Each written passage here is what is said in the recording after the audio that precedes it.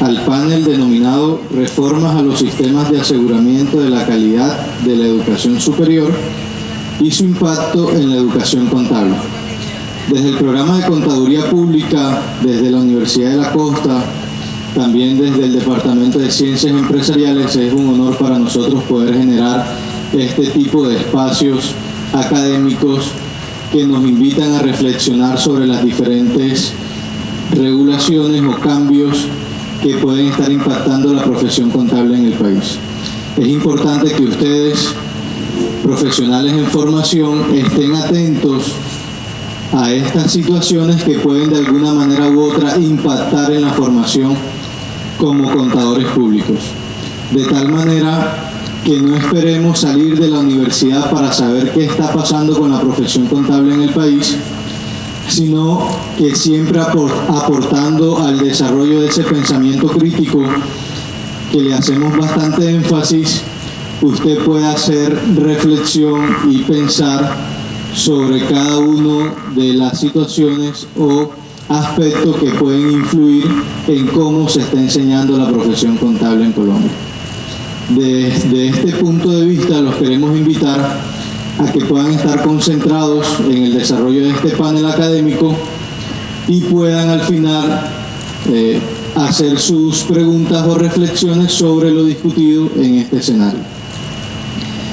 Inicialmente le damos la palabra al decano del Departamento de Ciencias Empresariales, al doctor Pedro Julián Ramírez Angulo, quien se dirigirá al auditorio.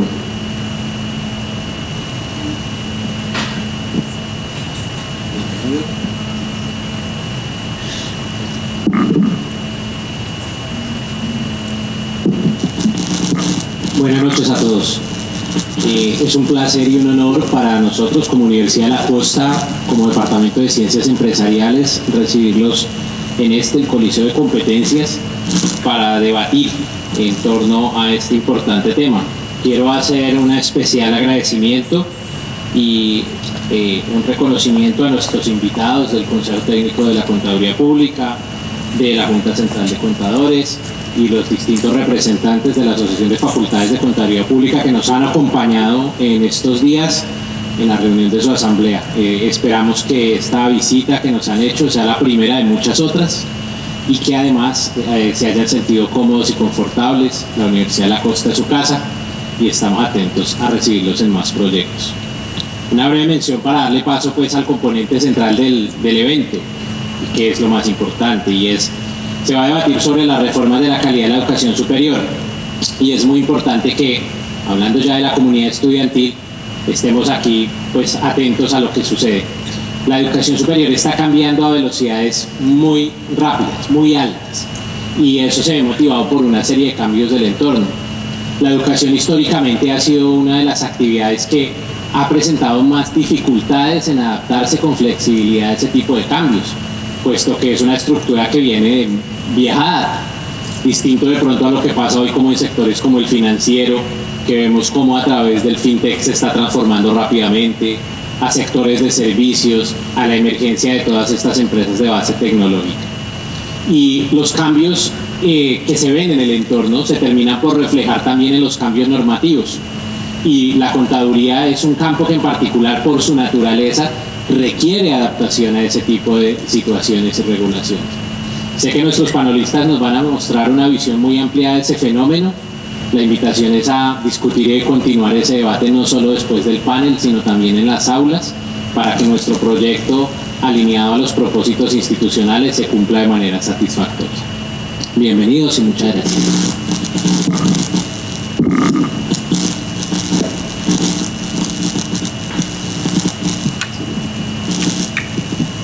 Gracias, doctor Pedro.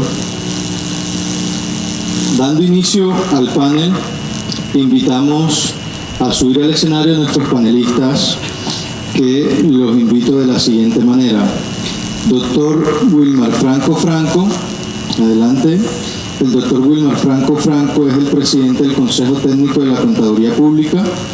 Asimismo, invitamos al doctor Walter José Torres Alfaro, inspector regional de la seccional Barranquilla de la Junta Central de Contadores, y de igual manera invitamos al doctor José Dulio Curvelo, decano nacional de la Universidad Cooperativa de Colombia y miembro del Consejo Directivo de la Asociación de Facultades de Contaduría Pública en el país.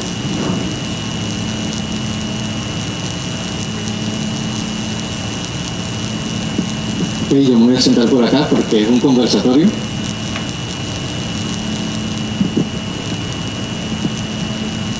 Bien, dando inicio al panel, que repito está titulado Reformas a los sistemas de aseguramiento de la calidad de la educación superior y su impacto en la educación contable, quisiera primeramente hacer un recorrido por la normatividad colombiana vinculada al aseguramiento de la calidad. Y en este recorrido nos encontramos inicialmente, sin duda, con la Ley 30 del 92, que indica que las instituciones deben prestar a la comunidad un servicio con calidad, el cual hace referencia a los resultados académicos, a los medios y procesos empleados, a la infraestructura institucional, a las dimensiones cualitativas y cuantitativas del mismo y a las condiciones en que se debe desarrollar cada institución. Seguidamente, el decreto 1188 del 2008 indica que las condiciones de calidad se observan desde el programa y desde lo institucional. Ya hace una división entre lo que es el programa y lo que son las instituciones. Desde las condiciones del programa se destacan los contenidos curriculares, acordes con el programa establecido, que permita garantizar el logro de estos objetivos y sus correspondientes metas. También se destaca una adecuada formación en investigación, relación efectiva con el sector externo, fortalecimiento del número y calidad personal de los profesores.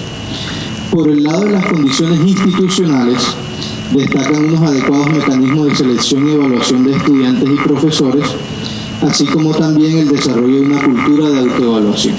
Una cultura de autoevaluación que, bueno, en parte es lo que nos tiene hoy discutiendo toda esta dinámica nacional. Seguidamente, el decreto 1295 del 2010 básicamente mantiene las mismas condiciones de calidad que el decreto anterior. Lo que hace es que amplifica un poco más la descripción de cada uno de estos indicadores estipulados en este decreto. Como no han sido mínimos los decretos que ya han venido regulando el tema del aseguramiento de la calidad en el país, seguimos con el decreto 1075 de 2015, un decreto que estuvimos trabajando bastante y de igual manera divide por un lado los programas académicos y por el otro lado también divide las instituciones y hace un listado de cuáles son los factores o los indicadores que deben estudiarse en cada uno de estos casos.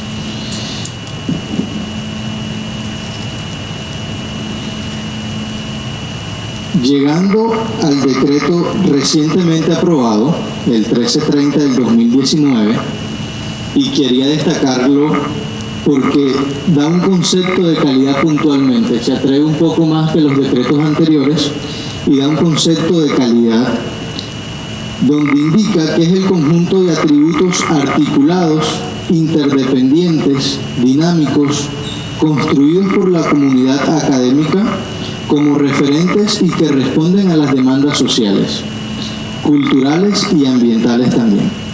Dichos atributos permiten hacer valoraciones internas y externas a las instituciones con el fin de promover una transformación y el desarrollo permanente de sus labores formativas, académicas, docentes, científicas, culturales y de extensión.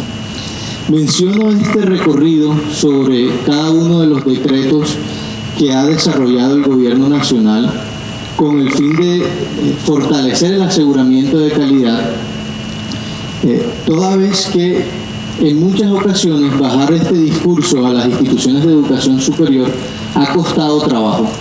Y ha costado trabajo porque nos lleva a una discusión sobre qué es calidad, más allá de las definiciones que nos están estableciendo en los respectivos decretos. En este sentido, quisiera abordar la primera pregunta de orientadora de la discusión de la siguiente manera.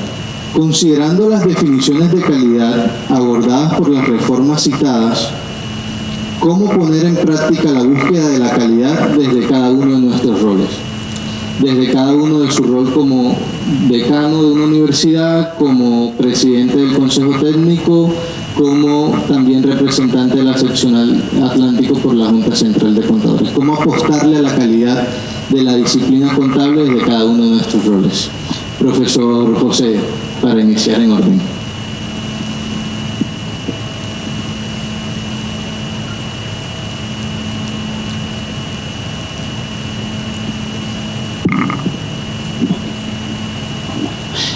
Ante todo, muy buenas noches. Yo quiero agradecer la gentil invitación que me han hecho el Consejo Directivo, las directivas de la Universidad de la Costa y pues a ustedes también, que pues también tienen la valentía de sentarse hoy a escucharnos, que sé que muchos querrán estar en sus casas durmiendo ya que haya llovido en Barranquilla. Bueno, esto tenerlo a la mano. Primero yo voy a comenzar a precisar un aspecto. Yo voy a comenzar a colocarles el concepto de calidad para que los que están aquí precisemos qué se entiende por calidad. Vea, hay dos restaurantes. Un restaurante que está en carretera, que vende un plato así de grande, una carne así de grande y que comen los camioneros. ¿Eso es calidad o no es calidad? Se llena de camioneros. Eso es calidad. ¿Por qué? Porque la promesa de valor de ese sitio es que la comida es grande. Por eso nos subimos de peso. Pero existe otro restaurante. Vamos a colocar un caso aquí en Barranquilla. Vamos a ir al restaurante de Leda y vamos a ir a comer allí. ¿Y cómo es la comida allí? Muy pequeñita y un poco de sabor italiano con un toque de vino perfecto. Eso es la característica. También es calidad, pero esta calidad es distinta. Entonces, cuando comenzamos a hablar, el sistema de aseguramiento de la calidad universitario tiene 7 concepciones distintas. No es que se haya cambiado el sistema, lo que se cambió fue la noción bajo la cual se posiciona el discurso de lo que se va a entender por calidad en Colombia. Y se posiciona un discurso donde se va a decir fundamentalmente la calidad se va a entender desde los actores. ¿Por qué lo quiero colocar así? Para ir siendo coherente con el tiempo. Porque los actores de una comunidad académica concepcionan o parten por la premisa de que calidad en este contexto es. ¿Qué resulta? Que esto nos lleva a que varía la noción de calidad que se venía aplicando en Colombia. ¿Cuál era la noción de calidad? Que todos los estudiantes tenían una prueba determinada en el Saber Pro, que todos los estudiantes medían 1,70 como mínimo y eran rubios o ojos azules. Los que no lo eran estaban fuera de concurso. Yo seguía el concurso porque tengo belleza, inteligencia y buena actitud. Pero me quedamos por fuera. Pues esto era lo que se hacía, era como especie de un reinado de belleza. Había unas medidas y se llevaban allí. Entonces la normativa que tú nos planteas da cabida a que hay otros conceptos de calidad. Entonces yo quisiera que lo pensáramos aquí, chicos y personas que nos están siguiendo a través de las redes y pues que nos van a seguir luego en diferido, la premisa de fondo. Calidad, y uno dice, oye, perdóname, es que yo soy de un programa de calidad. ¿Por qué? Porque tengo una alta empleabilidad. ¿Eso es calidad? Claro que sí, y quiero dejar claro en un minuto qué es empleabilidad. Empleabilidad es la capacidad que se tiene de adaptarse a perfiles y a demandas laborales que hace el mercado. No que sales a trabajar en una empresa de inmediato. No, la capacidad de adaptación. Resulta que un programa se considera de calidad porque tiene ese criterio. Pues perdónenme y les digo que sí es posible. Entonces lo que estamos viendo ya hoy día con esta nueva normativa y con estos esquemas es que Colombia transitó a un nuevo sistema de calidad. Que efectivamente entonces, pues aquí para darle paso al doctor Wilmar Franco del Consejo Técnico, nos va a permitir entonces, ya que transitó el sistema educativo, a decir, venga, si esto es calidad, entonces le vamos a dejar la posibilidad a otros cuerpos que comiencen a legislar para que establezcan variables bajo qué criterios van a confluir para que algo se determine como calidad. Entonces, esto es lo que quería precisar para que lo tuviéramos como punto de partida, que vamos a entender por calidad y este marco normativo a qué se está haciendo referencia. De las 7 nociones de calidad ha asumido una, es decir, que hubo un progreso significativo en los marcos de aseguramiento y que esto va a dar cabida que efectivamente hoy tengamos como concepto de calidad, por ejemplo, la capacidad que tenga un programa de asumir discusiones sobre regulaciones, que antes no era considerado calidad. Ahora podemos decir que sí es calidad. Entonces, un poco para que veamos cómo transitó el país. Bueno, 10 segundos aprovecho para agradecer esta invitación al doctor Pedro Julián, muchas gracias. Realmente tener la oportunidad de compartir estos espacios, hoy hemos estado todo el día compartiendo con los miembros de ASPACOP y con ustedes, siempre es muy interesante porque uno puede conocer diferentes perspectivas. Pero yo voy a colocar otro elemento, como nos preguntan desde el rol que nosotros representamos. Creo que hay una cosa que es importantísima dentro de la profesión contable, y es que a los contadores en Colombia nos han delegado una función que es del Estado, y esa función le decimos fe pública. Ese es un elemento que es fundamental, porque la fe pública implica que usted actúa pensando en el interés público. Entonces, no solo como contadores nos corresponde defender las posturas de las empresas, sino también de la sociedad y del Estado. Ese es un concepto fundamental. Los contadores, que somos delegatarios de esa función que nos ha dado el Estado, no porque los contadores demos fe pública, en realidad eso es una delegación, pues nosotros debemos responder con caridad, pero fundamentalmente con un elemento: confiabilidad. Y solo cuando los contadores públicos nos comprometemos a dedicar nuestra vida, desde el proceso que iniciamos, ese proceso de formación inicial y todo lo que nos queda posteriormente, en ser excelentes a nivel profesional, es cuando respondemos a ese reto. Claro, la pregunta es: ¿y cómo podemos llegar allí? Y ahí es donde viene un elemento, porque yo creo que en los últimos años, derivado de la ley 1314, que tiene una visión mucho más normativa, nos ocupamos mucho de estándares internacionales, pero no nos hemos ocupado de cómo construir capacidad. Y hay un elemento que nos caracteriza a los contadores públicos, y es que yo creo que cuando usted observa la calidad de los informes financieros y la calidad que estamos suministrando de información financiera a los terceros, eso está relacionado con los servicios que nosotros prestamos. Y la calidad de esos servicios que nosotros prestamos, pues depende de desarrollar capacidades en muchas áreas. Y ahí hay una gran cantidad de temas que nosotros no hemos resuelto. Hemos avanzado muchísimo en materia normativa, pero no hemos avanzado en construir capacidades. Por eso es que si la profesión contable no se dedica a construir capacidades, diría, partiendo de lo que tenemos, ver cómo mejoramos nuestras capacidades, pero el elemento fundamental de los contadores tiene que ser confiabilidad. Y yo creo que ahí sí hay un reto muy grande, y yo creo que tenemos un instrumento que a mí me parece fundamental. Digamos, uno quiere tener competencias técnicas, habilidades, pero yo sí les quiero recordar una cosa: los contadores públicos, como actuamos en el interés público, debemos cumplir unos principios, y esos principios son los principios de ética, ¿sí? Porque nuestras actuaciones siempre se caracterizan por la confiabilidad, porque personas confían en nuestro trabajo. Y yo no me estoy refiriendo solamente al que dictamina los estados financieros, me estoy refiriendo a los contadores, y todos los contadores tenemos ese compromiso. Entonces, cuando me preguntan cuál es la perspectiva, pues sí, hay unos temas de aseguramiento de la calidad que aquí estaban muy bien resumidos, pero yo creo que los contadores, una cosa que sí debemos mantener es la confiabilidad y la credibilidad. Preguntaban hoy un tema de que si un contador público que había actuado mal, lo habían denunciado ante la Junta, lo habían sancionado, ya había pasado un año, si él después podía ir a certificar unos estados financieros que van a presentar una licitación.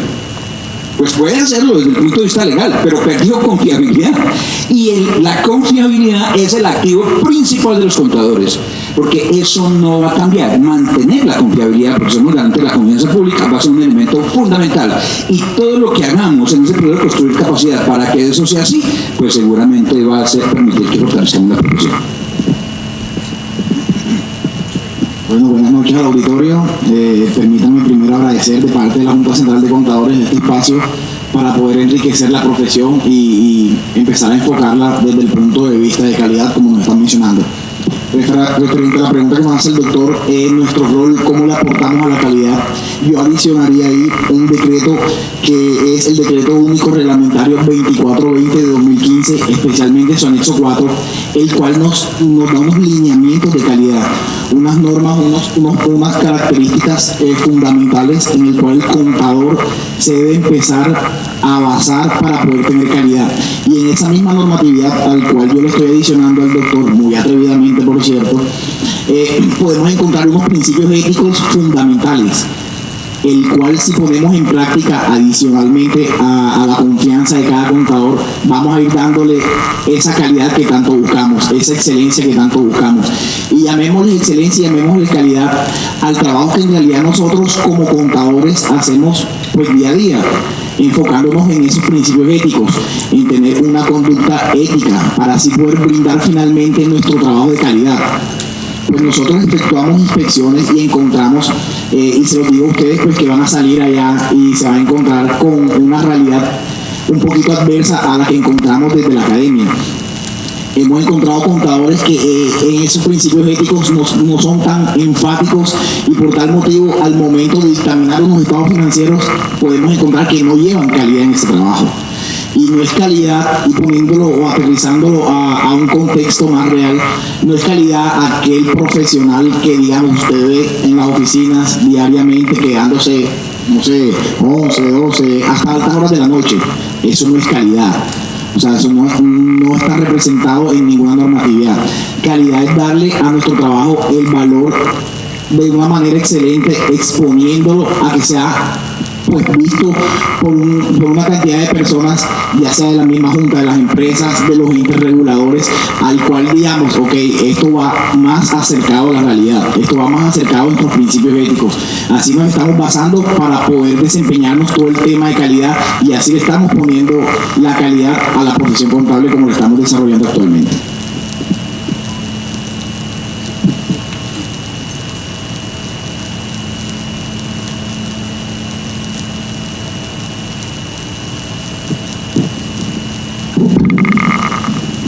Hola. Muy bien, en este sentido, los aportes de los panelistas nos llevan a tener como una máxima, a ver si les parece. La calidad siempre nos va a impulsar a mejorar respecto al estado en el que nos encontramos actualmente. Si algo realmente está aportando calidad, debería de mejorar los resultados que estoy obteniendo hoy. De igual manera,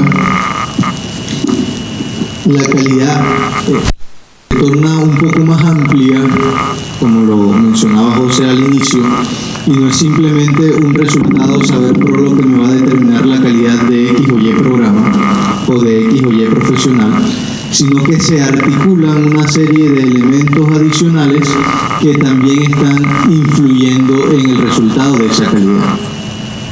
Desde este punto de vista, lo estamos articulando al final con un código de ética profesional que también le puede imprimir calidad a los resultados y a las acciones que como profesionales, ya fuera del espacio académico, estamos aportando o estamos realizando con cada una de nuestras acciones como contadores públicos.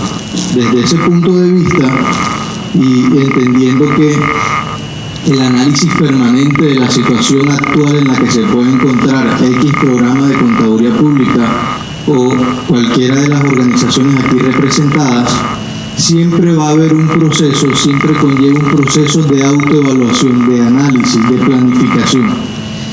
De esta manera, mi segunda pregunta orientadora nos convoca a pensarnos cuáles han sido los aportes de esos procesos de autoevaluación o los procesos de planificación para el caso de la Junta Central y el Consejo Técnico que estén dirigidos al mejoramiento de la profesión contable.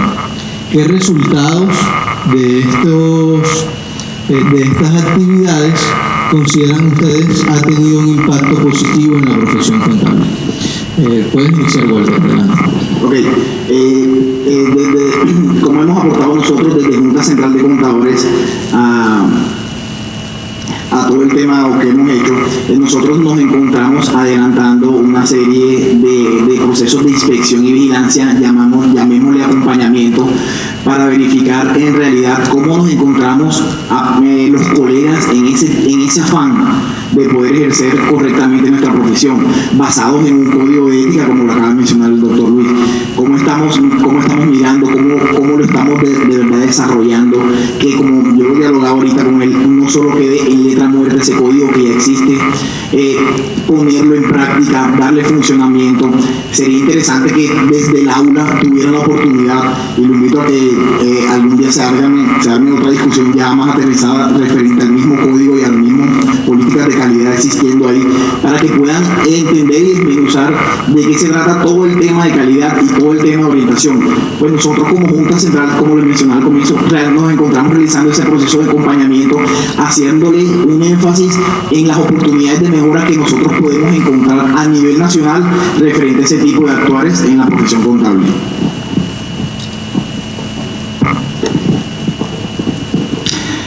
Mire, esta pregunta es compleja porque si se refiere a un proceso de autoevaluación, pues es el proceso de autoevaluación interno que desarrollan las universidades. Y yo tengo la certeza que todas las universidades, cuando se embarcan en estos procesos de autoevaluación o después un proceso de evaluación para acreditación de alta calidad, todos hacen los mejores esfuerzos y todos trabajan y quieren lo mejor para toda la profesión. Pero frente al escenario de que cuáles son los aportes que pueden hacer a la profesión, yo sí quiero mencionar dos elementos. Hay digamos, un elemento que surge cuando uno habla de un elemento que es fundamental, que es la capacidad humana. Usted tiene normas, pero los que aplican las normas son las personas. Y para eso usted se basa en instituciones. Y ahí hay tres elementos que son fundamentales de la infraestructura contable: marcos legales y reglamentarios, una institucionalidad, pero sin las personas esto no funciona. Y nosotros tenemos una dificultad, y es que la habilitación profesional se da por una única vez después de haber terminado el pregrado y no se vuelve a tener ningún tipo de habilitación. Y hay dos retos fundamentales ahí. Uno que está relacionado con la experiencia práctica.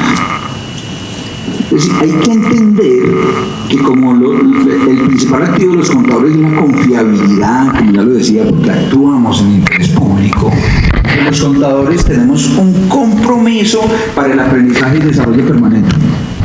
Eso no es hasta que termino el grado, pues cuando digo, es la vida misma puesta ahí. Y ese ciclo de aprendizaje y desarrollo es fundamental. Y en ese sentido, los elementos que quiero mencionar son: la experiencia práctica es fundamental para poder ser certificado, porque yo veo que hoy los contadores públicos nos habilitan para hacer de todo, pero creo que tenemos grandes falencias porque no tenemos las competencias. Y uno diría, pues si no tiene las competencias y debe cumplir los principios, pues no debería prestar un servicio. Pero eso no es lo que ocurre, porque los contadores se ocupan de cosas sobre las cuales no tienen la adecuada experiencia. Y de eso deberían ocuparse las universidades, porque a veces existe temor, por ejemplo, que le hagan un examen. Entonces, que a un contador le digan que le hagan un examen, eso como que dice, me van a calificar. Y las universidades se cuestionan y dicen, no, yo no quiero que le hagan un examen, porque pues yo he formado de diferentes formas, pero uno no debería tener el temor de eso, porque pues para eso debería haber mucha experiencia y preparar a los estudiantes para que se enfrenten a certificaciones que bien podrían establecerse a través de mecanismos formales de educación continuada, ¿sí? O también preparando al estudiante para que aprenda qué es lo que tiene que hacer, porque él también, si a uno le enseñan que día a día tiene que estarse formando y aprendiendo y está debidamente acompañado, aquí en Colombia está sucediendo una cosa: llegan muchos contadores sin experiencia y esos son los que terminan contratando, y eso está afectando la credibilidad y la confiabilidad. Y el otro elemento que yo creo que es un reto grande en los procesos de autoevaluación y que ayudarían mucho es el relacionado con el desarrollo profesional continuo. Porque uno, seguramente aquí hay un escenario del pregrado, pero si uno mirara cómo se dividen los ciclos de formación, pues en todos estos decretos aparece el tema de formación técnica, después la formación tecnológica y después la formación profesional. A veces en esos procesos de autoevaluación, porque las universidades pues están haciendo formación profesional y a veces como que no se distingue la formación técnica de la formación profesional y a veces lo que se ve es que estamos formando como técnicos. Pero si después usted sigue el ciclo, después vienen las especializaciones, las maestrías y los doctorados. Y pues eso es un camino que uno tiene que recorrer y eso solo se logrará dándole mayor valor a la experiencia, a la certificación. Mire, hoy somos 260.000 contadores y todo lo que hagan las universidades en los procesos de evaluación para que los contadores que ya están en ejercicio puedan entender el rol que tiene y la importancia que tiene mantener la credibilidad va a ser importantísimo tanto para nosotros como organismo normalizador como para toda la infraestructura de la profesión en la que se mueve. A mí hay una cosa que me parece bastante compleja y es que yo a veces veo que las personas que actúan bien como que el mercado los va delegando porque hay muchos otros que están dispuestos a no actuar tan bien y entonces los que muchos saben no quieren meterse en esos líos porque tienen temor de que su credibilidad sea afectada, pero pues entonces aquí son contadores, pues es que somos contadores porque somos garantes de la confianza pública, somos dignos de confiabilidad. Y yo, una cosa que yo me imagino es, usted mira la profesión, por ejemplo, la profesión en países desarrollados, y es una profesión con alta credibilidad, ¿sí? Entonces, en los procesos de autoevaluación de las universidades, ese debe ser un elemento fundamental. Yo personalmente creo que a veces nos ocupamos mucho de competencias técnicas y nos olvidamos de otras que son bastante importantes. Las actitudes y los valores son muy importantes porque si usted actúa con base en unos principios, pues usted no va a prestar servicios por los cuales no tenga competencias y la competencia vendrá en ese rol que usted dice, lo fundamental es que tengo que conservar mi credibilidad. Y yo creo que los contadores, en la medida en que pasa el tiempo y hay más y más personas que entran a la profesión sin la debida calificación, estamos acreditando nuestra credibilidad. Grave, porque cuando te toca de último te toca retomar a los anteriores. Entonces, para mí va a ser complejo poder abordar esta temática teniendo presente los anteriores. Vea, yo les voy a comenzar a hablar de los nuevos esquemas de aseguramiento. Yo quiero que lo veamos aquí. Mire, yo quisiera que ojalá ustedes, los niños, voltearan a mirar a las niñas. En un minuto. Y se dan cuenta, quienes tienen más arreglado el cabello son los niños que las niñas. Si no, calculen el volumen de gel o las gorras que circulan en este auditorio. Pues les he traído esto porque a veces vivimos en el mundo sin darnos cuenta de la realidad. Bueno, allá tampoco que le vayas a arrancar la cabeza o que lo dejas más calvo de lo que está. Vean, hay una particularidad que quiero dejarles preciso y quiero iniciar en este contexto porque Walter iniciaba una primera reflexión que quiero que la tengamos a la mano. Y lo primero es que el nuevo esquema de aseguramiento del país obliga, y va también un poco en lo que decía el doctor Wilmar en su intervención, obliga que dentro de los lineamientos curriculares tiene que quedar claramente establecido de qué manera se da la interacción del programa con el contexto. ¿Qué tenemos hoy día? Hoy día tenemos es un desafío para sus instituciones frente a la academia. Frente a ese nuevo marco de aseguramiento, ¿qué es lo que ustedes le van a exigir a la academia? Para que allí se entienda, dentro de ese nuevo criterio del proceso curricular, les dice, venga, ¿cómo interactúa usted con el contexto? ¿Cómo interactúa usted con el desarrollo profesional? ¿Cómo interactúa usted académicamente desde la internacionalización? Y no como sucedía antes. Antes usted graduaba a la gente y era, olvídelo, como un adiós que libere y no un amor que cause sufrimiento. Se graduó y se olvidó. Ahora este nuevo esquema varía. Criterio 1. Entonces aquí hay una reflexión importante que tenemos que darnos, pero quiero colocarle más complejidad al asunto. El doctor Wilmar sabe mi posición sobre el tema, pero la voy a traer ahora al lugar. Un poco los desafíos que tienen organismos como la Junta Central de Contadores. ¿Quién regula en este país un consultorio contable? Pero ustedes vayan, bueno, ahí dijeron mi amor, pero ningún amor regula el consultorio contable. Entonces, ¿qué sucede con esto? En ninguna parte sucede que hay una regulación a la práctica para acceder a la tarjeta profesional. Entonces, ¿qué calidad podríamos hablar de estos estamentos cuando efectivamente no se verificó antes de entregar la tarjeta? Entonces el desafío que tienen instituciones como la Junta Central son más agudas, porque si vamos a un consultorio jurídico encontramos unas condiciones de calidad y una supervisión del consultorio, si queremos hablar de experiencia práctica, pero también lo podemos ver más de fondo. Podemos irnos a un consultorio psicológico y está regulado, un consultorio médico está regulado, pero si alguien me dice quién regula a un consultorio contable, lo felicito, no existe. No existe. ¿Y cómo se garantiza entonces la experiencia práctica del profesional? Entonces, aquí hay un desafío frente a este sistema de aseguramiento nuevo que plantea el país. ¿Qué es lo que vamos a pactar? ¿O es que requerimos establecer condiciones distintas? ¿Quién va a trabajar en esos consultorios? ¿En qué tiempo y con qué condiciones? Antes de que se envíen a la práctica profesional. Entonces, aquí hay un desafío enorme que son unas iniciativas frente al decreto 1330 del 2019, que lo citaban ahorita. Ahí es un desafío nuevo frente a estas instituciones, cómo interactuar. Y cierro para ser muy juicioso por 5 minutos sobre un aspecto que no quiero que se escape. Los procesos de autoevaluación han llevado también a una nueva valoración. Y yo quiero dejarle a todas las personas que están hoy aquí presentes que hoy día existe una integración de los sistemas de aseguramiento de la calidad en Iberoamérica. ¿Qué quiere decir esto? Que hoy día el concepto de calidad circula por Iberoamérica. Entonces, lo que el doctor Wilmar nos está planteando ahora, venga, ¿y esto cómo se da en otros países? Pues América Latina, Iberoamérica, que incluye Portugal también, van a incluirse dentro de este nuevo sistema que se llama CIASES. CIASES lleva a toda Iberoamérica un mismo sistema de calidad. ¿Y esto a qué nos va a llevar a futuro? Que los programas deberán pensarse frente a los ejercicios de la profesión y de la disciplina. Y 2, en criterios de movilidad. Yo voy a dar un dato curioso. Yo estuve solamente 3 semestres en mi universidad. Los demás estuve en movilidad académica. Entonces yo conozco la movilidad académica de todo el mundo. ¿Qué hace CIASES? Decir, venga, estas personas deben tener un mismo criterio de calidad para que se puedan mover en los diferentes programas de contaduría. Porque yo estudio contaduría pública porque quiero tener una visión global. ¿Y qué implica un estudiante de contaduría pública? En mi cabeza no está que un estudiante de contaduría pública permanezca toda su carrera en la misma institución. Esto es calidad. ¿Y cómo lo puede hacer? Pues váyase una semana y haga un reconocimiento de competencias. ¿Dónde? En Iberoamérica, porque el sistema se integra. Entonces, la principal criterio de autoevaluación es cómo cambiamos un desarrollo de mentalidad, que contaduría pública significa visión global.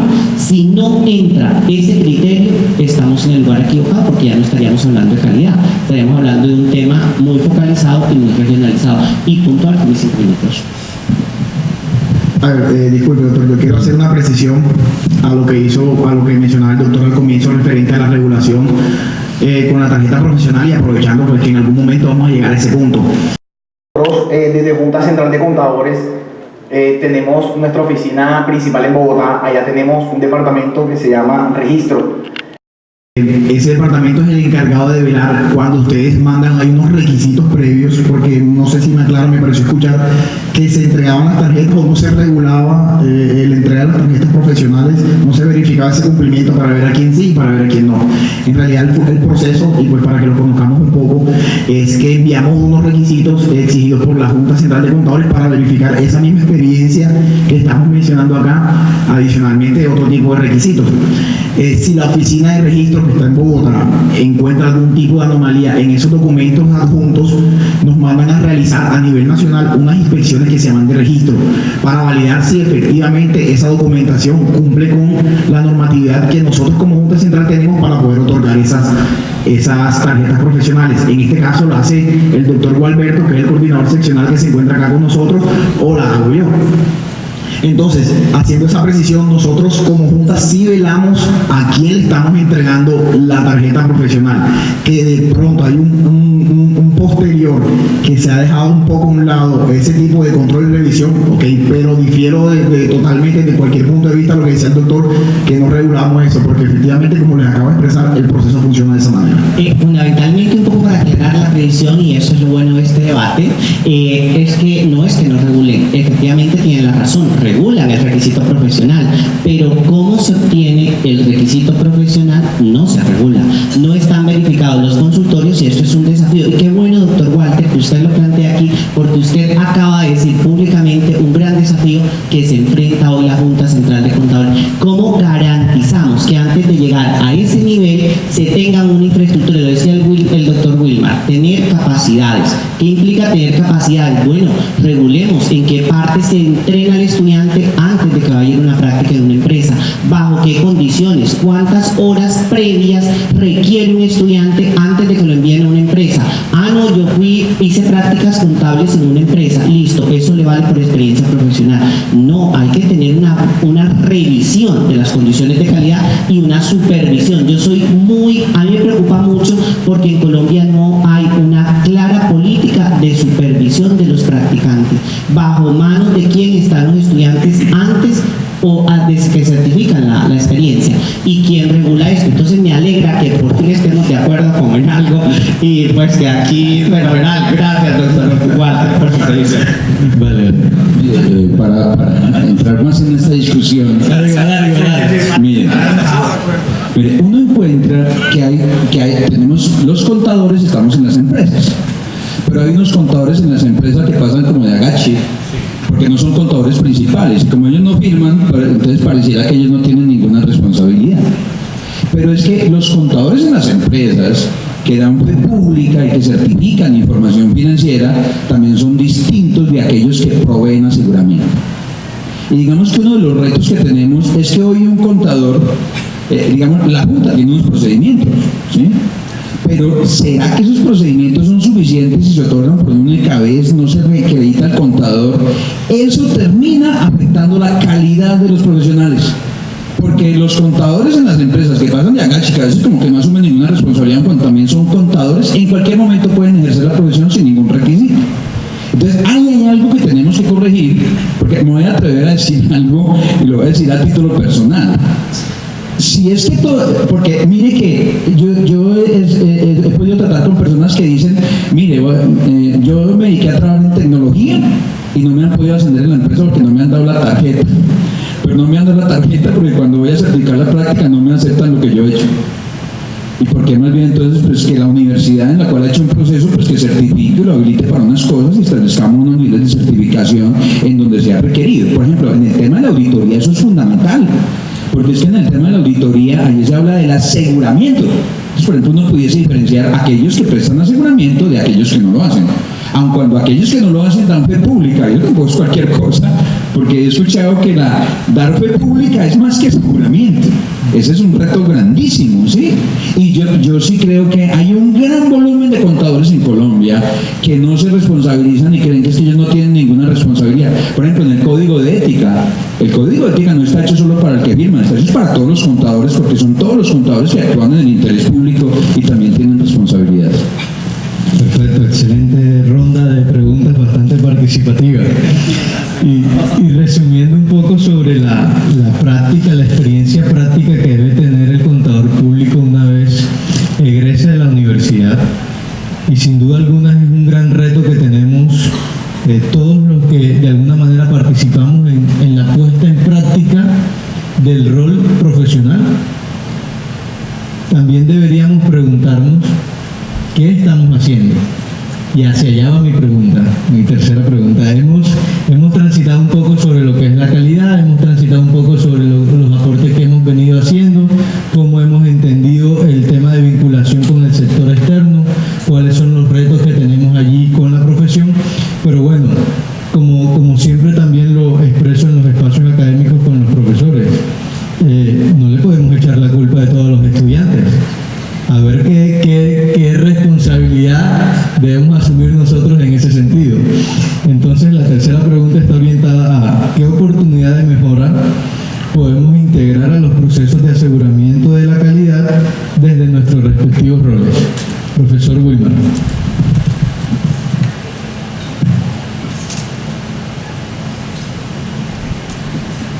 Es que, mire que yo soy un convencido que todo este tema de los procesos de convergencia han hecho que la profesión cambie, porque yo viví como estudiante todo el proceso de formación, pero yo no puedo por esa vía descalificar lo que hemos hecho, porque yo soy consecuencia de esos procesos. Y creo que a veces nos equivocamos cuando descalificamos lo que hemos sido y pensamos que es mejor la estandarización. Entonces, tenemos una oportunidad, hay cambios grandes, porque estamos asumiendo un rol distinto al que teníamos. Yo diría, estamos pasando de un rol instrumentalizador, de técnico, a un rol en el que el contador público tiene un rol distinto. Luego, una oportunidad que tenemos en los procesos de autoevaluación es diferenciar la formación técnica, tecnológica y la formación profesional. Y creo que eso es fundamental. ¿Ustedes no se han imaginado cuántos técnicos y tecnólogos en temas contables hay en Colombia? Porque ustedes le dicen hay 260.000. ¿Qué pasaría, por ejemplo, si una empresa no estuviera y no tiene la obligación de contratar a un contador? Pues contrata a un técnico. Al final él firma, ¿sí? No necesita el contador. Entonces, hay un gran reto en esos procesos de autoevaluación y es mirar dónde es que los contadores van a prestar servicios profesionales. Y yo creo que todo está muy centrado en el tema de la contabilidad y la auditoría. Y quieren que les diga una cosa, la contabilidad y la auditoría, aun cuando sigue siendo importante, ya no es el enfoque más principal, porque hay otras cosas que están cobrando muchísima importancia. Por ejemplo, yo les diría, el tema de la tecnología está irrumpiendo de una manera, y digamos, los que se han dedicado a instrumentalizar la contabilidad, pues van a desaparecer, se van a quedar sin trabajo. Luego tiene que ir a otras dimensiones distintas. Ayer yo veía un tema que miramos cómo es que se usa la tecnología haciendo auditoría, y al final concluían, por más robot que tengamos, por más cosas que podamos procesar, millones y millones de datos en un momento, siempre se va a requerir una persona que tenga la capacidad de entender la información. Hacia allá tenemos que ir, en ese proceso de autoevaluación tenemos que ir hacia allá, hacia cuáles son los servicios que pueden prestar los contadores. Los contadores pueden prestar muchos servicios, y yo les diría, de los 260.000 contadores, yo creo que por ahí 60.000 trabajan en contabilidad y auditoría, porque todos los otros están en otras áreas, y a veces nos ocupamos mucho de todo ese tema de instrumentalización de la contabilidad y la auditoría y nos olvidamos de que hay otros temas. Ahí existe una oportunidad mejor. Pero yo sí quiero plantearlo. Las dificultades permiten que podamos establecer oportunidades de mejora. Y por eso yo pongo todo en función de capacidades. ¿Qué hacemos para mejorar nuestras capacidades? Tenemos grandes retos en materia de capacidades humanas. Y yo les quiero contar una historia. Hay una herramienta que construye el Grupo Intergubernamental de Expertos en Reportes de Naciones Unidas para elaborar un diagnóstico sobre la infraestructura contable en un país. Donde salimos rajados es en el tema de capacidad humana. Pero ese diagnóstico lo que debe hacer es identificar oportunidades de mejora, porque solo cuando entremos en un proceso de establecer mejoras continuas y hay elementos que pudiesen darlo, yo soy un convencido que establecer mayores requerimientos, eso no debería ser un problema para la profesión, eso es lo que asegura la calidad, ¿sí? Porque en el fondo, y yo quiero insistir mucho en eso, porque mire, el mundo cambia, el mundo cada día es más complejo, pero una cosa es que si no va a cambiar es que los contadores somos dignos de credibilidad y de confiabilidad, y eso debería ser lo más importante en todas nuestras actuaciones, y todo lo que se haga frente a eso pues va a ser bien servido por todos los contadores. Pero para eso hay que crear una infraestructura, no solamente la capacidad humana, también hay que fortalecer la capacidad de supervisión, hay que fortalecer la educación, y en esos procesos de autoevaluación que a veces se dan más dentro de la perspectiva formativa, hay grandísimos retos que debemos afrontar, pero yo le diría, para colocar a los contadores en el camino. Yo en algún tiempo fui joven, yo quería llegar a graduarme de contador. Pues cuando me gradué de contador me di cuenta que cada día me estoy graduando de contador, pero cada día renuevo mi compromiso de la calidad y de ser confiable. Eso es un gran reto. Necesitamos otros instrumentos. Solo incrementar la capacidad humana no va a ser suficiente. Eso es toda una infraestructura. Por ejemplo, yo a veces pienso en lo que hace la Junta. A los contadores no les gusta que vayan y los inspeccionen. Pero pues lo que él está buscando es calidad, y independientemente de que uno diga que la estrategia frente a nuestro país debería ser más educativa primero y después ir a la sanción, que creo que y que debería haber diferenciaciones, porque tengan en cuenta que en Colombia cada contador es potencialmente una firma individual. Pero no es lo mismo una firma grande a firmas pequeñas, Y ahora que hablaban de las consultorías contables, yo les digo, se han identificado otros prestadores de servicios contables que no son sociedades de contadores, y la Junta Central de Contadores no ha sabido qué hacer con eso, aun cuando ellos los podría colocar bajo supervisión porque prestan servicios contables. Pero se han complicado porque como no tiene 80% de contadores, pues no son sociedades de contadores y no saben cómo supervisarlos. Y creo que en ese proceso podrían caer los consultores contables que bien podrían estar prestando servicios contables. Antes de darle la palabra a Walter, quisiera comentar al auditorio que estamos finalizando ya la intervención, así que si tienen alguna pregunta o inquietud, pueden anotarla en un documento, en un papel, y nos las hacen llegar, por favor, para que también puedan intervenir como auditorio. Adelante, Walter.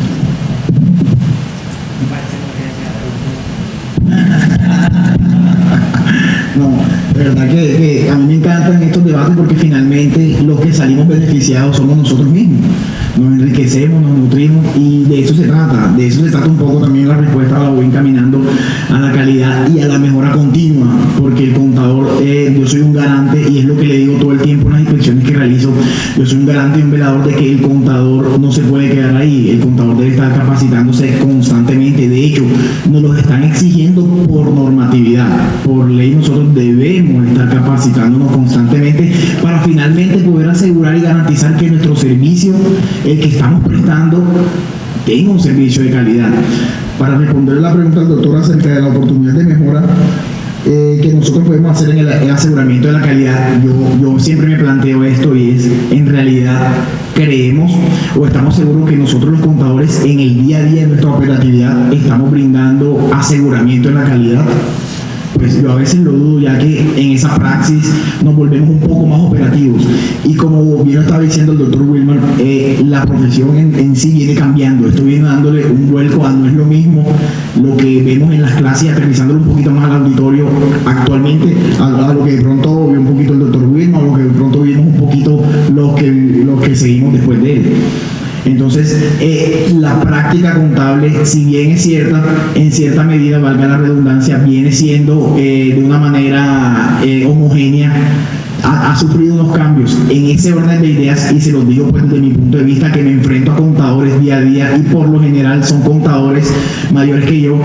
Al momento de nosotros querer agregar ese valor, generar ese valor agregado al hacerle algún tipo de oportunidad de mejora en su trabajo, obviamente sin descalificarlo, ya se encuentra una cierta resistencia a eso, porque como lo decíamos anteriormente, a ningún contador o a la mayoría, el 99.9% nos gusta que nos inspeccionen, que nos digan, mira, esto se hace así, esto se hace así, esto se hace de esta manera. Entonces, ¿cómo nosotros podemos generar esa calidad en el trabajo que nosotros estamos desarrollando actualmente? Para mí es básico la cultura que tenemos, que hay que empezar, así como está cambiando toda esta regulación contable y que ustedes, bueno, lo vayan sabiendo, el mundo afuera contable está cambiando y es algo impresionante. Así nosotros también debemos ir cambiando esa cultura que tenemos para poder generar valor o agregarle valor al aseguramiento en la calidad en el servicio que nosotros estamos prestando. Bueno, primero voy a comenzar a plantearles una cosa. El tema de aseguramiento es tan complejo como la intervención que le voy a decir ahora. Aseguramiento, asegura y miento. Es decir, que también las mentiras pueden ser objeto de aseguramiento, es la palabra. Entonces, bueno, es como un aspecto para pensar. Tiene una palabra que es muy contradictoria, asegura y miento. Es decir, que las mentiras pueden ser objeto de confianza. Entonces hay unos debates de fondo que tienen la misma etimología del término. Pero bueno, soy contador público y lo primero que hacemos los contadores públicos es tener la palabra. Y los contadores generamos información. Los cúmulos de información generan datos. Y quiero llegar allí porque el primer gran debate que tienen que darse los programas de contaduría pública de este país es definir su estatuto epistemológico. A mí me gustaría que hoy los programas de contaduría pública de este país sacaran a la luz pública sus estatutos epistemológicos. Ese día creo para dónde va la profesión. Porque el 98% de las universidades de este país, sus programas de contaduría pública, no tienen estatutos epistemológicos. Y me da muchísima pena, pero si un programa de contaduría no tiene estatuto epistemológico, ¿saben para dónde va Vicente? ¿Para dónde va Vicente? Ahora ya para allá va la gente, para allá va Vicente. Y de seguro terminará en la Chinica. Entonces, bajo esta premisa, tenemos ya un primer problema que resolver al interior de los programas. El estatuto epistemológico. Si no está estatuto epistemológico, no saben para dónde vamos. 2. Quiero plantearles, mire, aquí hay mucha gente joven. Algunos no tan joven como yo, pero hay gente joven. Y quiero plantearles un desafío sobre algo de fondo que está pasando con la contabilidad, para entender los desafíos de la profesión.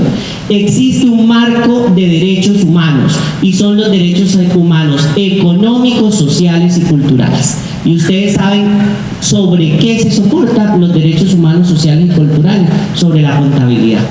Si un país no conoce la riqueza que genera, no hay salud, no hay vivienda, no hay educación. Y me perdonan, pero un estado de situación integral y otros resultados, ¿qué te da a conocer? Los resultados de la compañía. ¿Para qué? Para generar la política pública de salud, vivienda y educación. Si eso en este país o en cualquier país no está claro, no hay una sensibilidad de quien ejerce la información financiera. Y esto es una de las graves crisis que hay. No se ha entendido que detrás de ese estado financiero lo que hay son las situaciones de miseria en las que vive esta sociedad y otras sociedades más. Si ustedes no tienen claro eso, perdónenme, pero están como la vivienda, en el lugar equivocado. Si ustedes siguen pensando que el estado de resultado les da un valor de utilidad, perdónenme, pero perdieron el tiempo de su formación. Lo primero que tienen que entender es que de ahí viene la política pública para garantizar los derechos que consagra la Constitución política. Eso es lo que deben tener ustedes claro.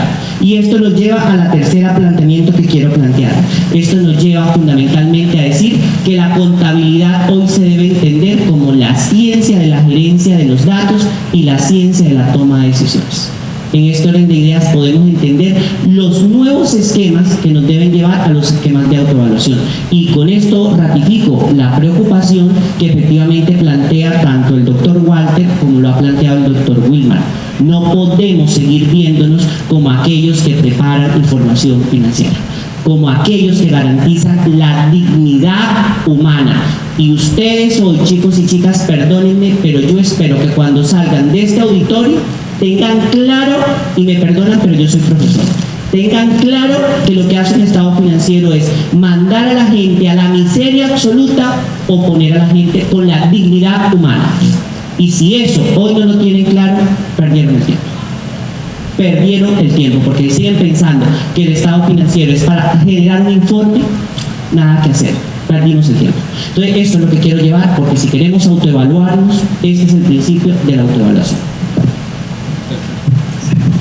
Perfecto. Quiero resumir un poco las intervenciones de los panelistas desde el punto de vista de las mejoras continuas que se deben de estar realizando, y esas mejoras continuas y ese acompañamiento que bien se puede dar desde la Junta o desde el Consejo Técnico y también por supuesto desde la Academia, lo que hace es asignarnos una tarea, con lo que terminaba el profesor Curbelo.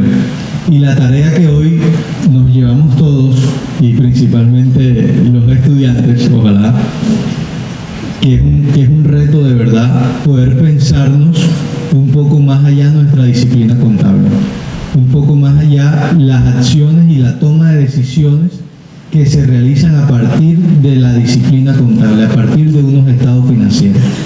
Estamos validando de alguna manera o legalizando la toma de decisiones que bien pueden ser orientadas a la miseria o orientadas a la dignificación o la dignidad humana. En ese sentido, quisiera consultarles si hay alguna pregunta para poder avanzar y con base en esto poder dar final pues a este excelente panel que me ha parecido bastante participativo. ¿Vale? Bueno, si quieres, bueno, pensé que ya lo tenían, pero si quieres les paso el micrófono para que avancemos. Chicos, ayúdame aquí con el micrófono.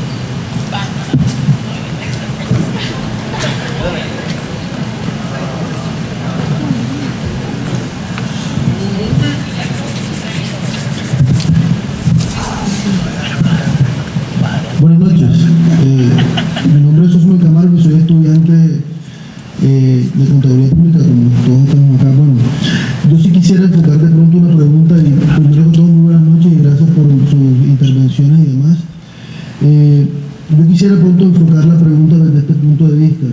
¿De qué forma, y hablando desde el punto de vista de la calidad como tal de la que hemos venido hablando, pero de qué forma la universidad garantiza que los docentes que actualmente tienen vínculos contractuales con ella, su metodología sea completamente enfocada en esa vida laboral que a nosotros como contadores en formación nos espera al salir egresados de esta alma mater?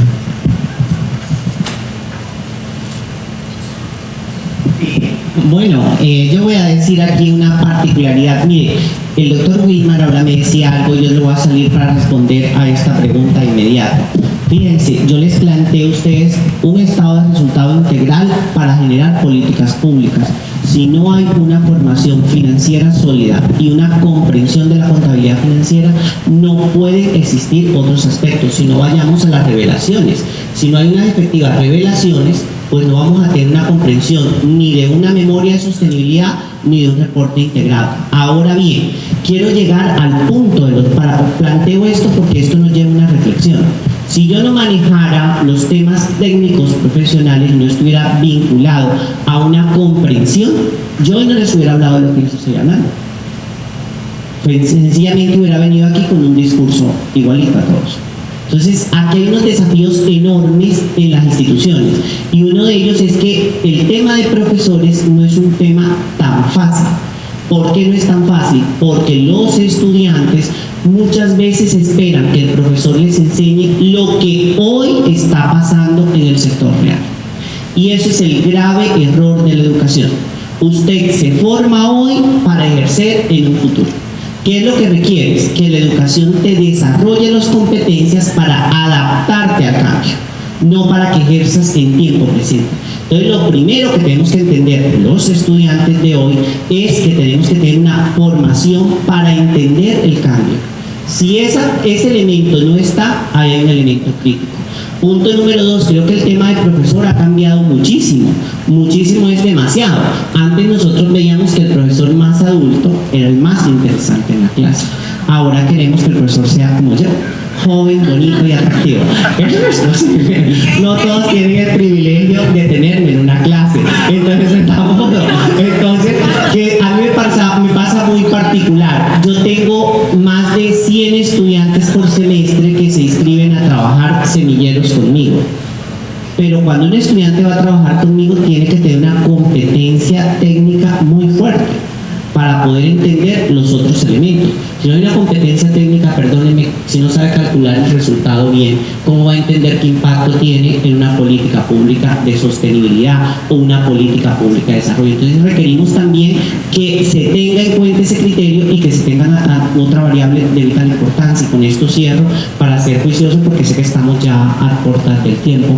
Ir teniendo un criterio vital, entender que te educas hoy para un futuro. 2, entender que el dentista no dejó de estudiar la dentadura. Si ustedes se dan cuenta, yo tengo una dentadura muy bonita, no todo el mundo lo tiene. Cuando usted va donde un dentista o de donde un odontólogo, ¿qué es lo que dice el odontólogo? No le vamos a extraer los dientes. Antes, que hacía, te dolía y te lo extraía. Hoy te hacen conducto, te reconstruye, te ponen bracket y una dentadura bonita, luego te la diseñan. Eso es la contabilidad. La contabilidad nunca va a dejar de estudiar la partida doble, porque la partida doble se soporta en una teoría que es la de la contractualidad. ¿Y qué es la contractualidad? Representa los contratos que existen en una sociedad. ¿A qué nos lleva esto? A que también tenemos que tener una sensibilidad alrededor de que la técnica no cambie en sí misma, sino cambia la complejidad o el alcance. Con esto llevamos a que efectivamente tenemos que tener una capacidad de comprender las dinámicas de contexto, y esto resulta ser un elemento vital dentro de un profesor. Lo demás que no he dicho yo hoy, ¿por qué no se lo digo que lo tiene un profesor? Porque lo tiene YouTube. Y no podemos seguir enseñando en las aulas de clase que nos enseñen a calcular saldos, porque eso lo resuelve YouTube. En la academia venimos es a pensar. Lo demás lo resuelve YouTube, que ahí está todo. O buenas tareas, o resuélvelo fácil, o la página favorita de muchos, rincondelmago.com. Mire, quiero hacer un símil. Yo no sé si ustedes conocen, toda la generación antes de la Segunda Guerra Mundial la llaman la generación silenciosa. Esos son los abuelos. Yo he aprendido muchísimo de ellos, y cuando uno habla con ellos son personas de unas calidades impresionantes. Después viene la explosión demográfica que se da entre la Segunda Guerra Mundial y el año 64. Pues yo no soy de esas, esos son los baby boomers, ¿sí? Que digamos los baby boomers son los que hoy se están pensionando pero que no se quieren pensionar por todas las crisis que han habido. Viene la generación X, después viene la generación Y y vienen los millennials. Ahora ponga usted y trate de caracterizar la producción y verá toda la variedad que existe. Como la pregunta está hecha desde los profesores, los docentes, pues generalmente los docentes serán de generación X, Y. Yo no creo que tú seas un millennial, ¿sí? Pero creo que ahí tenemos una oportunidad para poder integrar saberes. Y a mí me preocupa una cosa, a mí me invitan mucho a dar conferencias, pero cuando me invitan a dar una conferencia me meten en un problema, porque yo tengo que prepararme una conferencia, yo aprendo mucho, pero a veces dudo que el auditorio aprenda, porque yo trato de hacer mi mejor esfuerzo, pero si uno se dedica a aprender de lo que le dice el profesor, está perdido. Y mire, hoy hay un reto inmenso. Dicen que el conocimiento está cambiando cada 5 o 6 años, eso es lo que le dura a la profesión. Entonces usted inició y cuando terminó ya quedó fuera. Luego, pues, ¿qué es lo que deberían hacer los profesores? Pues probablemente cambiar didácticas, enseñar en escenarios más futuristas. Ustedes no han visto cuando la profesión se sienta a discutir sobre los problemas de hoy y nunca se ponen de acuerdo. Cuando usted dice, discutamos sobre lo que va a pasar dentro de 15 años, es más fácil ponerse de acuerdo. Y creo que a uno como contador tiene que enseñarle que tiene que actuar en un mundo cambiante y complejo y que el conocimiento le está cambiando. Luego, eso viene también de la actitud del estudiante. Y el gran reto como profesor es cómo meter a uno de los estudiantes en ese proceso de permanente aprendizaje y desarrollo. Hay muchos instrumentos. El doctor Curvelo habla mucho de didáctica, a mí me encanta escucharlo. Yo, por ejemplo, hay una cosa que cuando yo hago mis exámenes, yo trato de que integren muchos conceptos, pero a los estudiantes se les dificulta mucho.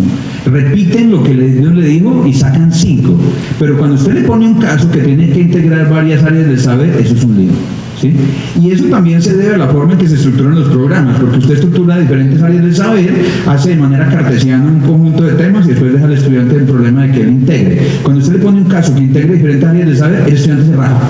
Es decir, si esa fuera la estrategia, todos estaríamos rajados, hasta yo también me rajo.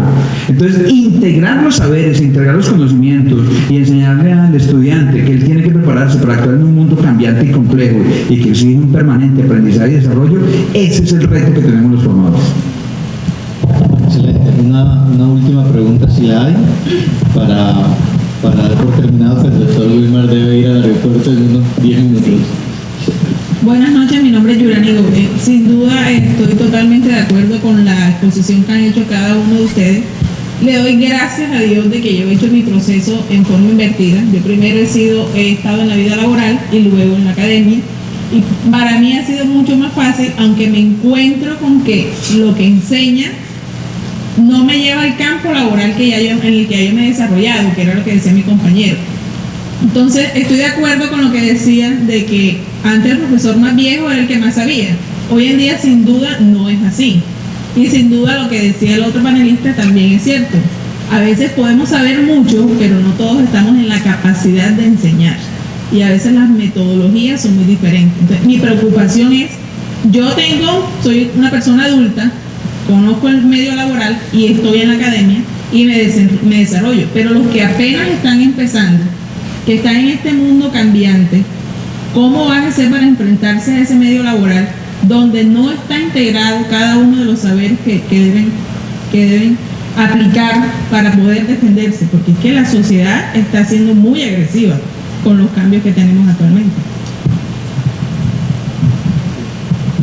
Bueno, yo te voy a responder de la siguiente manera.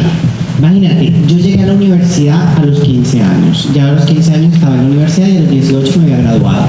Quiero comenzar a plantearle ese primer desafío. ¿Cuál fue el punto de clave que yo tuve en mi universidad? Los semilleros de investigación. ¿Por qué? Porque el semillero de investigación te permite a ti tener una capacidad de indagación y de promoción del espíritu crítico y del pensamiento autónomo. Y si algo le agradezco yo a mi universidad fue la capacidad de decirme el conocimiento no está definido. El conocimiento usted lo indaga, usted lo cuestiona y usted lo construye. Entonces, ¿qué es lo que requerimos hoy? Primero, trabajar en equipos. Mire, en mi oficina es muy particular. Yo siempre molesto mucho. Yo estoy en una facultad donde todos somos muy distintos. Partiendo, la directora de la carrera es Sopita, la de posgrado es Pastusa, la coordinadora académica es bogotana. Y pues yo particularmente, que no soy de Bogotá, que nací en la costa, tengo la particularidad de estar en la Decanatura Nacional. Cuando yo veo eso, ¿cuál es la capacidad que tenemos? Trabajar en equipo.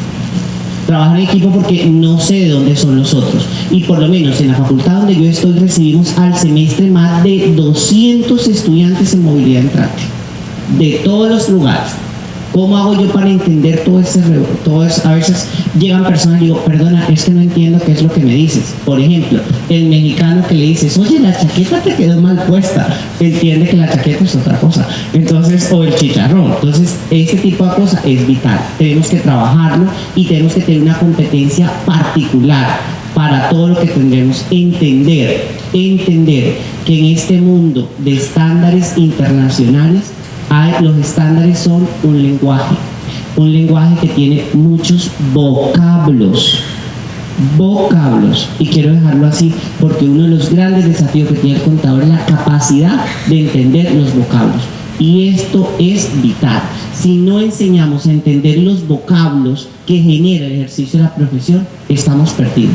Entonces fíjense, porque podemos entender en unos el término de una manera, en otros de otra, y se perdona, pero si es un solo estándar internacional. Claro, la generación líquida, esa es la característica de la generación líquida, que puede moverse. Entonces generamos los vocablos. Si no, miremos cómo estamos los vocablos aquí mismo. Estamos en la costa, pero cada uno tenemos un propio rancho construido.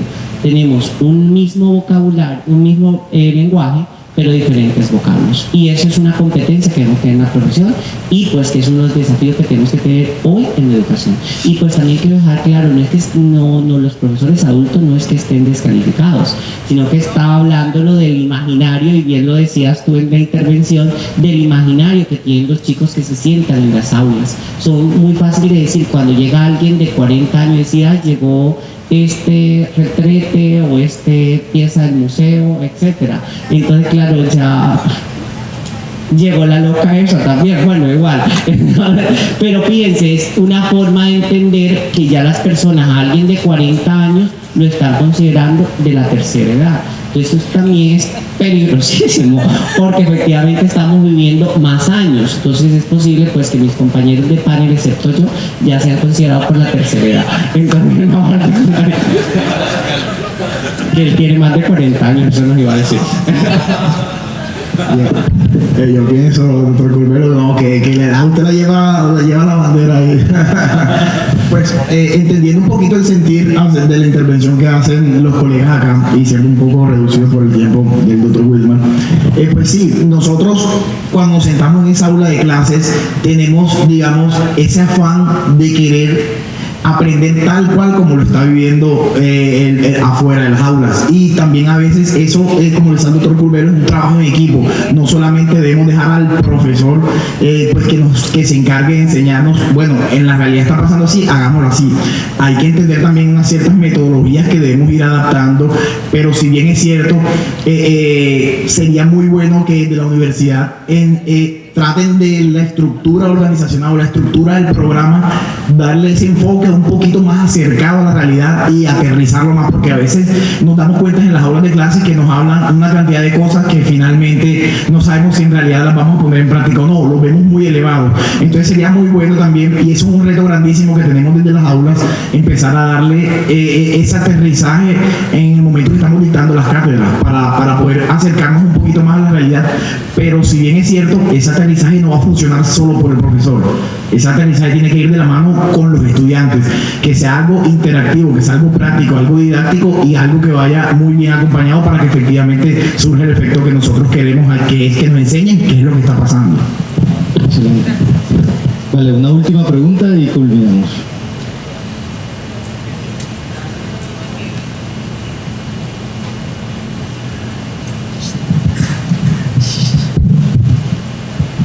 Buenas noches. Mi pregunta es para el doctor Curbero. Me ha encantado su intervención porque creo que ha dado en el punto de las debilidades que tiene nuestra profesión, sobre todo lo que estamos viviendo allá afuera y a lo que no solamente la sociedad nos ha limitado, sino lo que se ve en el día a día ejerciendo nosotros nuestra profesión. Es preocupante y lo pienso todos los días. ¿Qué es lo que está pasando con nuestra carrera? Yo todavía no me he graduado y aspiro dentro de muy poco a tener, con el favor de Dios, mi tarjeta profesional y a ser una excelente contadora. Sin embargo, vivir mi día a día y lo que veo con mis otros colegas es demasiado preocupante, porque las empresas nos limitan a las funciones que realmente debemos tener como contadores y a las decisiones que debemos tomar dentro de las instituciones para las que trabajamos, porque como lo decía en un principio, el contador no es quien firma, y de pronto si uno se rehúsa a llevar la información como el gerente quiere que se lleve a conveniencia de él o de la entidad, sencillamente nos vamos a quedar sin trabajo. ¿Qué considero que se debe hacer? Hacer políticas que sean mucho más fuertes para las empresas a las cuales nosotros prestamos nuestros servicios, ¿cierto? Porque creo que están fracturadas. ¿Por qué? Porque sencillamente se ha tomado al contador meramente como aquella persona que registra una información y nos han quitado autoridad, y no creo que esté fuera de la realidad, es lo que se vive. Porque es que si el gerente de X compañía quiere que la información se registre de esta manera, sencillamente debemos hacerlo, y si no, nos tenemos que ir. Pero no hay algo que regule en que el gerente no es quien debe tomar las decisiones, sino nosotros como contadores. Entonces se nos ha quitado esa autoridad. Por ahí el otro día me dijeron de que ya en las cadenas de autoservicio se hacen hasta declaraciones de renta. Y yo decía, pero ¿cómo es posible eso? Sí, porque es que definitivamente no eres tú quien va a firmar.